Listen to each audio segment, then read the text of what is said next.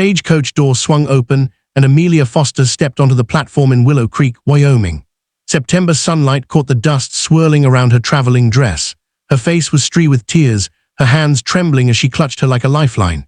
Carrick Montgomery stood waiting, hat in hand, his practiced greeting dying on his lips when he saw her distress. He'd been a solitary rancher for 5 years, expecting a sensible school teacher from Boston based on her well-written letters. Instead, he found a woman who couldn't stop crying. "Miss Foster, I'm Carrick Montgomery," he said, offering his hand. She took it reluctantly, fresh tears spilling down her cheeks. "I apologize, Mr. Montgomery. This isn't how I intended our first meeting." Curious onlookers gathered, but Carrick guided her away to a quiet bench. He offered his clean handkerchief. "You don't have to pretend with me," he said quietly. "Whatever is troubling you, no need to force a smile on my account." Her eyes widened with surprise as she accepted his handkerchief. "You're very kind, sir. I fear I may have made a terrible mistake." His stomach tightened. "Is it me?" "No," she interrupted. "It's not you. May we speak somewhere more private?" He nodded, loading her trunk onto his wagon. They rode in silence through the small frontier town toward his ranch 4 miles out. Once they'd cleared town, she finally spoke. "I lied to you, Mr. Montgomery." He kept his eyes steady on the road. "About what exactly?" She took a deep breath. "In my letters, I wasn't entirely truthful. I was a school teacher in Boston, but the headmaster's son developed an attachment to me. When I refused his advances, he told his father I'd behaved inappropriately with him." Carrick's jaw tightened and they believed him. She nodded. "My reputation was ruined overnight. I couldn't find work anywhere. A ruined woman has few options, so I answered your advertisement." Her voice dropped. "But I didn't tell you about the scandal. I understand if you wish to nullify our arrangement." His ranch came into view, modest but well-maintained, cattle grazing across rolling grassland. He slowed the wagon. "Miss Foster, may I speak plainly? Out here, a person's judged by their actions more than rumors. What matters to me is whether you were truthful about wanting a real partnership, about being willing to work alongside me to build something worthwhile." Relief flickered across her face. "I may have omitted parts of my past, but I was honest about wanting a fresh start and being willing to work hard." She straightened her shoulders. "If you're still willing to honor our agreement, I promise you won't find me wanting in dedication." Carrick studied her, seeing determination beneath the fear. "Let's get you settled. We can discuss the future after you've rested."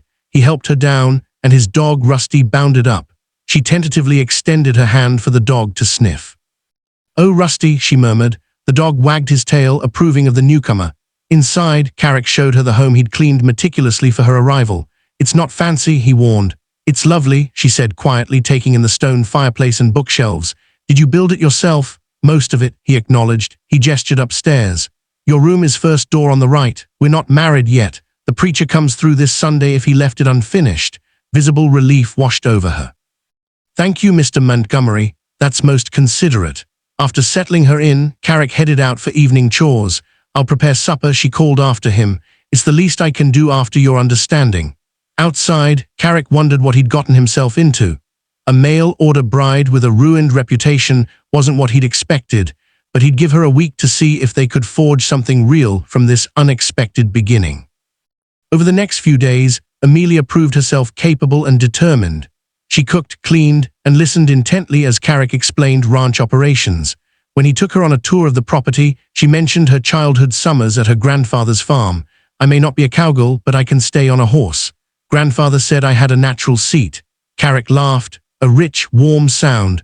"Seems there's more to you than meets the eye, Amelia Foster." "I could say the same about you, Carrick Montgomery." Their eyes met, and something shifted between them, a genuine connection that surprised them both. That evening, Carrick showed her the ranch deed with space for her name. "If we marry, half of everything becomes yours. I want my wife to be a true partner, not a housekeeper who works without stake in what we build."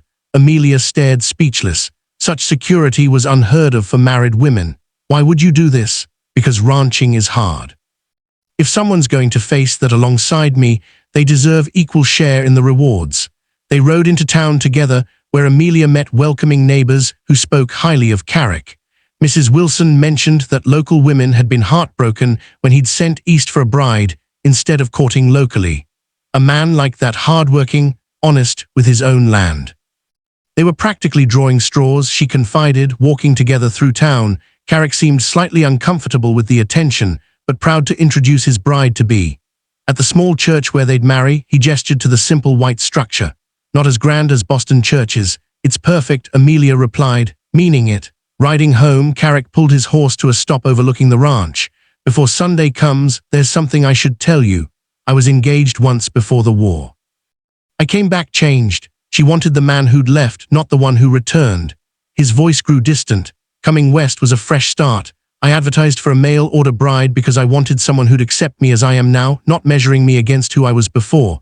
And then I arrived in tears. Completely contrary to what you'd requested," Amelia said with a small smile. Carrick laughed. "Yes, but maybe that's for the best." They continued home, something new growing between them. Understanding, perhaps, or the beginnings of trust. If this story touches your heart, hit that like button to help others find it too. Saturday brought her wedding dress from Madame Bouvier. A simple, elegant creation in cornflower blue that night. Sitting on the porch watching the sunset, Carrick asked, "Nervous about tomorrow?" "A little," she admitted, "though not about marrying you. I'm nervous about being the center of attention." "Are you nervous?" she asked him. He considered seriously. "Yes, but not about the ceremony. I'm nervous about being a good husband." The honesty of his confession touched her deeply. "I think perhaps no one is truly prepared for marriage. We can only promise to try our best and be patient with each other's mistakes." His eyes met hers warmly. "That seems like a solid foundation." Sunday morning dawned clear and mild. Amelia arranged her hair with her grandmother's pearl-tipped pins and donned her blue dress. When she opened her bedroom door, Carrick stood waiting in his best suit, transformed into a distinguished gentleman. "You look beautiful," he said simply. "Thank you, you look quite handsome yourself." He withdrew a small velvet pouch. "It was my mother's, I'd like you to have it." Inside was a delicate gold band set with a small, perfect diamond. "Carrick, it's lovely. I'm honored to wear your mother's ring." The church was nearly full when they arrived. The ceremony was simple but meaningful. Traditional vows exchanged with clear voices. The ring slipped onto Amelia's finger with trembling hands. "Ah, now pronounce you man and wife. Mr. Montgomery, you may kiss your bride." Carrick's kiss was brief but tender, a promise rather than passion. The Brennans' Sunday dinner was lively and warm. Martha Brennan embraced Amelia like family. "We are so pleased Carrick finally found someone." Joseph shared stories of Carrick's heroism during difficult times, saving their herd during the blizzard of '71. "That's why we're all so glad to see you settled with a good woman." Riding home as the sun set, Carrick dismounted first, then swept Amelia into his arms. Traditional, he explained, carrying her across the threshold for good luck. Inside, he set her gently down, his hands remaining at her waist. "Amelia, I want you to know, I don't expect." She placed a finger against his lips.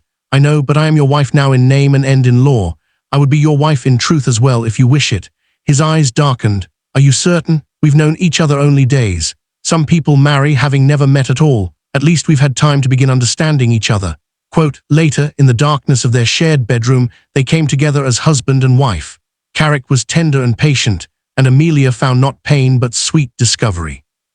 Afterward, lying in his arms, she felt peace she'd thought lost forever. "Happy?" he murmured. "Yes, are you?" His arms tightened more than I expected to be again. "Drop a comment if you believe in second chances and true love." Days turned to weeks as they established their life together. Carrick taught Amelia ranch operations, and she proved a quick study. In evenings, they read aloud or talked, learning each other's thoughts and histories. Their physical relationship deepened alongside their emotional connection. 2 weeks after the wedding, a letter arrived from Boston. Amelia's sister wrote of her engagement and mentioned the scandal had been forgotten, replaced by fresh gossip about an absconding banker. Carrick found Amelia crying on the porch. "It makes it all seem so meaningless," she said. "My reputation ruined over rumors society has already discarded." Carrick took her hand. "Not meaningless, it brought you here." The simple statement shifted her perspective completely. She'd never have answered his advertisement, never experienced this new life without being forced from Boston. Summer progressed into fall. Amelia joined the Ladies' Aid Society, forming genuine friendships. When the town council approached about teaching at the new school 3 days weekly, Carrick supported her without hesitation. "You light up when you talk about teaching. I wouldn't deny you that joy." During fall roundup, Amelia impressed the ranch hands with her willingness to help. By season's end, she'd earned their respect. As first snow dusted distant mountains, Amelia realized 4 months had passed since she'd stepped off that stagecoach in tears. This life felt more real, more solid than anything she'd known in Boston. One evening, by the fire, she set aside her sewing to study Carrick's profile. "Carrick," she said softly, "I love you." The words surprised her as much as him. They hadn't spoken of love before, their arrangement having begun as practical. Carrick set his book aside slowly. "Are you certain?" Quote, "Completely, I didn't expect it. I thought perhaps we might develop fondness, respect, even friendship, but this is love, I'm sure of it." He drew her into his lap, his arms encircling her. "I've been afraid to name it, afraid that saying it aloud might somehow break the spell. I love you, Amelia Montgomery, have for weeks now." Their kiss sealed the declaration deeper than any before. "I never thought I'd find this after everything that happened," she whispered. "Nor I," Carrick admitted. "After the war, I thought that part of me was dead." They held each other as snow began falling outside. Two people who'd expected a practical arrangement had found something far more precious. Winter brought shorter days and long nights in their warm home. Christmas approached, and Amelia helped organize a children's pageant while Carrick built the stable for the nativity scene. During preparations, he mentioned casually, "You'll make a wonderful mother someday." The comment sent a flutter through her stomach. "Would you want that, children of our own?" Carrick set down his tools, considering seriously. "Yes, I would. A family to work for, to leave this land to someday." He studied her face. "What about you?" "I've always wanted children," she admitted. He crossed to her, taking her hands. "Then we'll have them, God willing, not just to inherit the ranch, but to raise with love." In January, Willow Creek School officially opened, with Amelia teaching 15 students 3 days weekly. Carrick often rode to town to escort her home through harsh weather. "You're too protective," she chided. "Just cautious," he corrected. Wyoming winters don't forgive carelessness. February brought a severe blizzard that isolated them for nearly a week. During those snowbound days, they grew even closer, sharing stories they hadn't yet told. As winter gave way to spring, sieving season meant long days for both. Amelia quickly learned to assist with difficult births, impressing even experienced ranch hands. In April, Amelia confirmed what she'd suspected for weeks. She found Carrick inspecting spring grass by the creek. "Carrick, I have something important to tell you." Concern crossed his features. "Is something wrong?" "No," she said, placing his hand gently on her stomach. "Something is very right. We're going to have a baby." His expression transformed from concern to wonder. "A baby? You're certain?" She nodded. "Martha confirmed it yesterday. The baby should arrive in late October." For a moment, Carrick seemed unable to speak. Then he lifted her gently and spun her in a circle, laughing. "Amelia, I never thought I could be this happy." Quote, subscribe for more heartwarming Wild West love stories that prove true love conquers all. Their son, James, arrived on a clear October morning. Martha served as midwife, placing the squalling infant on Amelia's chest. A fine, healthy boy, strong lungs on that one. Carrick, who'd remained steadfastly by her side, stared in awe. "He's perfect," he whispered, by their first anniversary in November. Life had settled into a new normal. James was growing rapidly. The ranch had enjoyed its most profitable year, and Amelia had returned to teaching 1 day weekly. To celebrate, the Brennan watched James, giving them a rare night alone. Carrick prepared a special dinner by candle light. "To think," Amelia mused, "a year ago today I was terrified of what my life would become. And now," Carrick asked, "now I can't imagine any life but this one." She raised her glass. "To us, Carrick." To the family and life we're building together. As they sat before the fire later, Amelia nestled against his chest, his arms encircling her. Outside, first snow began falling. "You ever wonder how different things might have been if you hadn't been crying that day?" he asked softly. Amelia considered this. "I might have maintained the pretense longer, tried to be what I thought you wanted rather than who I am." "I'm glad you didn't," he said. "I might never have told you my own truths if you hadn't shared yours." "Then I suppose we should be grateful for my tears. They let us here."